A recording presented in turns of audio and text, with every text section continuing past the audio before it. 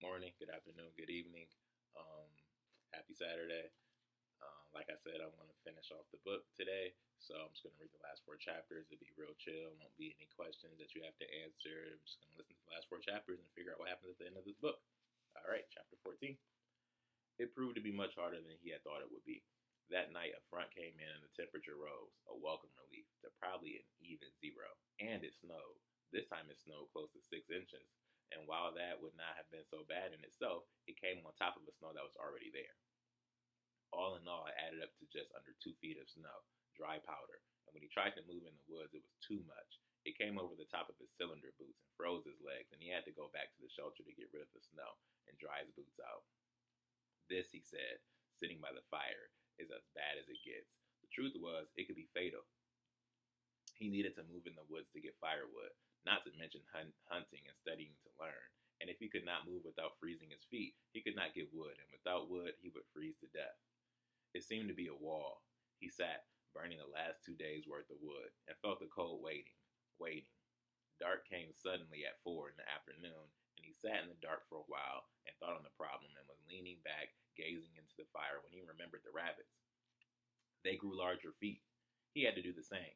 As soon as he thought it, he smiled and he thought of snowshoes. They had completely slipped his mind. All he had to do was make a pair of snowshoes. I'll get right on it tomorrow morning, he thought, lying back to doze in his bag, and was nearly asleep, smiling in comfort and ease now that he had solved the problem. When he realized that he didn't have the slightest idea how to make a pair of snowshoes, it kept him awake for another hour until he simply couldn't keep his eyes open any longer, and then he fell asleep without a solution. Two bows. It came in the half sleep just before he awakened. It was cold. The fire was burned out, and he felt snug and warm in the bag, and he didn't want to get up and lay with his eyes closed. His head tucked down inside the bag and dozed, and was almost back asleep when the thought hit him. Two bows.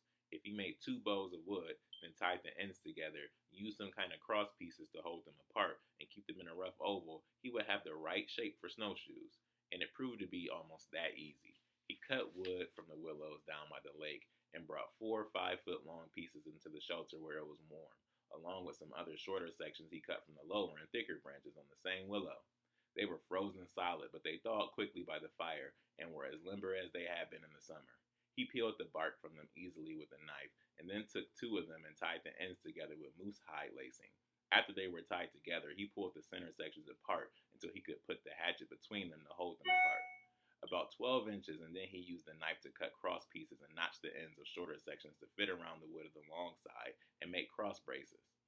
He put two cross braces to hold the long sides apart, and then tied the cross braces in place with strips of moose hide lacing and had the frame for a snowshoe. He made a second one the same way. All of this didn't take 2 hours, and moved on to the next step. He would have to fill them with lacing, and there was plenty of moose hide left, but it was frozen outside. He brought it inside and let it thaw near the fire for the rest of the afternoon until he could unfold it and start to cut lacing to make the web of the snowshoe. Here it was all mystery to him. He had seen pictures of snowshoes and had a vague idea that they seemed to be a web, kind of like a tennis racket, a very crude tennis racket, but that was it. He had plenty of moose hide left, and he started by cutting a lace half an inch wide. He did not know how much he would need, but figured it should be long, so he just kept cutting, running along the edge of a large piece of hide, cutting around and around the edge, stopping often to sharpen the knife on the stone until he had a pile of lacing lying on the ground by the fire. By this time it was dark, but he fed small bits of wood to the fire.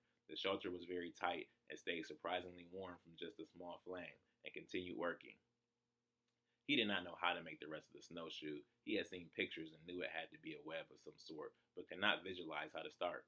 In the end, he just started in the middle and worked toward the ends, tying the strips of moose hide cross wire, fastened to each side, making horizontal strips about 2 inches apart, each strap pulled tight and tied off in a double knot. The hide was hard, and he had to soften it by rubbing it over a stick to break it down, which slowed him, and it was late by the time he finished the cross pieces on one shoe, but instead of going to bed, he continued. The strips that ran the long way, he tried simply weaving them into place, but they were too loose, so he tied them off to each cross strap as he went from one end of the shoe to the other, again with the straps about 2 inches apart. It was moving toward morning when he finished the webbing on one shoe, and he almost laughed at how it looked. He had not taken the fur off the hide strips, and there was enough hair to fill all the holes with fuzz. He started to burn it off and then realized it would help keep snow. He finally crawled into his bed to sleep about 4 in the morning, still smiling at how the shoe looked.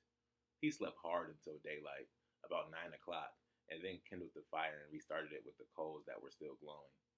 He had chopped some chunks of moose meat and he put a kettle on with slivers of meat and snow to make a breakfast stew, and as soon as the shelter was warm, went back to work.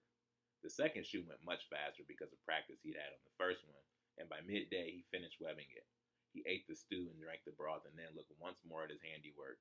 They looked odd, to say the least, downright ugly.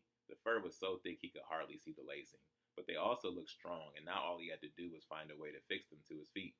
He could think of no mind pictures, no memories that showed snowshoe bindings, and finally he simply tied straps across down the middle as tightly as possible to jam his feet beneath. Then there was nothing to do but try them. He banked the fire so that the coals would hold for a long time, got dressed, and took the shoes outside. They were very tight on his boots and felt snug, and he set off trying to walk on them at once. Around the shelter, the snow was packed down where he had walked, and the shoes were easy. Clumsy, but he could skid them along. As soon as he moved away from the shelter in fresh snow, everything changed. He took 2 steps and fell flat on his face in the snow. The tips kept digging in and tripping him, and he tripped holding his toes up. He tried holding his toes up, which didn't help, and continued stumbling along, falling over frontward until he thought of moving the strap forward a bit. This just took a minute, and then when he stepped off, his foot was farther forward and lifted the front of the shoe first, cleared the tip, and pulled it across the top of the snow. It made all the difference. He tripped twice more before he developed a pace that kept his legs far enough apart to prevent the shoes from hitting each other, and then he moved into deeper snow. It was amazing. The snow was powdery, and the shoes didn't keep him right on top as he thought they might, but he only went down 3 or 4 inches and stopped, instead of his foot going all the way down into 2 feet of snow, and as an added benefit, the snowshoes kept the snow away from his feet and legs. He didn't get snow down his boots, his legs stayed warmer and drier, and that kept the rest of his body warmer and drier. But much more than that, he could move again. He moved straight to stand up. He moved straight to a stand of dead poplar a quarter mile down the lake shore.